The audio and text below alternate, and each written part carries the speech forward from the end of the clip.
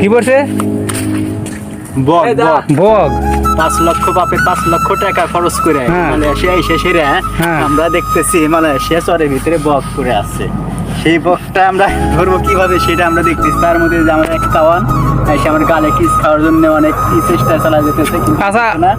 ওই যে দেখেন সিঙ্গাপুর থেকে এক মেয়েদের- বিমান চলে আসতেছে হয়তো আমাদের উদ্ধার করার জন্য। ভাই কি ধরেন যে মেয়েদের কিস আজকালকার মেয়েরা যেমন মেয়েদের কিস খাওয়ার থেকে ছেলেদের কিস খাওয়া অনেক ভালো।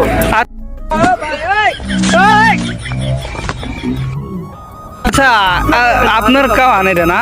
এটা আপনার কাওয়ান। তো এরকম যে আপনার কাওয়ানরা আপনাকে ইজ্জতটা মেরে দিল, এটার কি এটা হবে? ইজ্জত না না ভাই, এটা আমি আমার কথা শোনেন।